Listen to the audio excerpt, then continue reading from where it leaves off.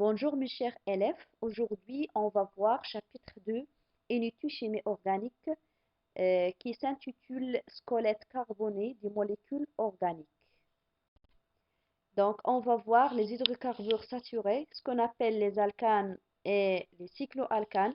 Premièrement, définition des alcanes. Les alcanes sont des hydrocarbures saturés, c'est-à-dire qu'elles sont constituées par des atomes de carbone et des atomes d'hydrogène liés entre eux par des liaisons covalentes simples. Il n'y a que des liaisons simples. La formule brute générale des alcanes est CnH2n plus 2 avec un nombre entier naturel non nul. Donc, pour écrire ou bien pour représenter une molécule organique, il faut l'écrire sous la forme d'une formule, soit la formule brute, développée, semi-développée ou bien topologique. Donc, maintenant, on va voir chaque formule et comment, ou bien qu'est-ce qu'il indique. Donc, la formule brute indique le nombre et la nature des atomes constituant la molécule. Formule développée fait apparaître tous les atomes et toutes les liaisons entre les atomes de la molécule. Formule semi-développée fait apparaître tous les atomes et toutes les liaisons entre les atomes à l'exception des liaisons avec des atomes d'hydrogène. Formule topologique est une représentation simplifiée dans laquelle la liaison entre les atomes de carbone est représentée par un segment dont chaque extrémité correspond à un atome de carbone. Donc, pour mieux comprendre ces formules-là, on va voir un exemple. Donc, prenons l'exemple du propane. Sa formule brute C3H8 s'écrit sous la forme CnH2n plus 2. Sa formule plane développée, comme vous voyez, on a toutes les liaisons, bien les liaisons entre carbone-carbone ou bien carbone-hydrogène. Toutes les liaisons sont représentées. Formule semi-développée, donc on voit que la représentation des liaisons entre carbone-carbone. Pour la représentation topologique, donc on représente les deux, par exemple la liaison carbone-carbone par un segment. Et les extrémités des segments, on trouve, aux extrémités des segments, on trouve un carbone. Donc ici, par exemple, on a 3 carbones, donc chaque extrémité contient un carbone. Nomenclature des alcanes, on va voir 2 cas. Cas des alcanes à chaîne linéaire et alcanes à chaîne ramifiée. Pour les alcanes à chaîne linéaire, le nom d'un alcane linéaire est constitué d'un préfixe qui indique le nombre d'atomes de carbone de la chaîne. Par exemple, mut, it, prop, but, bent ou bien x, etc. suivi de la terminaison an. Donc, comme on a un exemple pour mieux comprendre. Donc, les exemples, on a nombre d'atomes de carbone, la formule brute, le nom de l'alcane, sa formule semi-développée, l'écriture topologique. Si on a par exemple un alcane qui contient un seul atome du carbone, donc elle s'appelle mutane. Donc, sa formule brute s'écrit CnH2n plus 2, puisque n ici égale à 1. Donc, sa formule générale, c'est H4. Donc, elle s'appelle le méthane.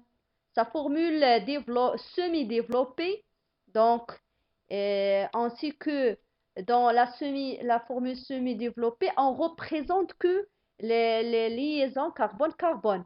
Et pour l'écriture topologique, on n'a pas d'autres atomes du carbone puisque l'écriture topologique se fait entre 2 carbones et se représente par un segment.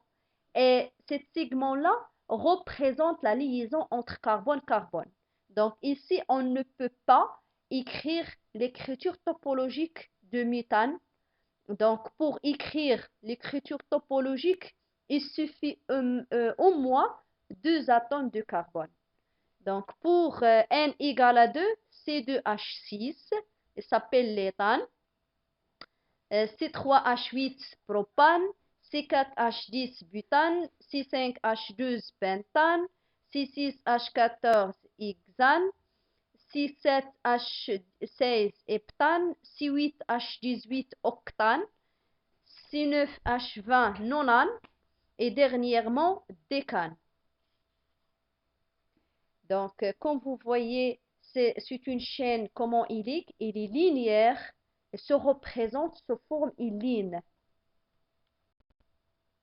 Remarque, si on retire un atome d'hydrogène à un atome du carbone terminal d'un alcane linéaire, on obtient un groupe alkyle, dont le nom s'est appelé en remplaçant la terminaison -ane par la terminaison -ile. Par exemple, si on a le méthane qui contient un seul atome du carbone et 4 atomes d'hydrogène. Si on tire un hydrogène, donc on obtient CH3. Donc ce groupe-là, il s'appelle méthyle. On remplace la terminaison -ane par -ile. Donc, ce groupe-là, CH3, il est capable de construire une liaison avec un autre radical ou bien un autre chaîne linéaire ou un chaîne ramifié ou bien une autre molécule. Donc, elle s'appelle méthyle. Et pour l'éthane, si on retire un atome d'hydrogène de l'alcane éthane, elle s'appelle le radical éthyle, et ainsi de suite. Propyle, butyle, pentyle, hexyle, heptyle, etc. Donc, nomenclature des alcanes ramifiés. Donc, le nom principal de l'alcane ramifié est donné par la chaîne carbonée la plus longue, devant lequel on place les noms des radicaux alkyles numérotés en utilisant les plus petits nombres possibles et classés par ordre alphabétique. Remarque, lorsque les mêmes radicaux sont répétés, on utilise les préfixes multiplicateurs mono, di, tri, tétra, penta, hexa, hepta, etc. pour indiquer leur nombre. Donc, on va voir des exemples pour mieux comprendre ces règles de nomenclature. Merci pour votre attention.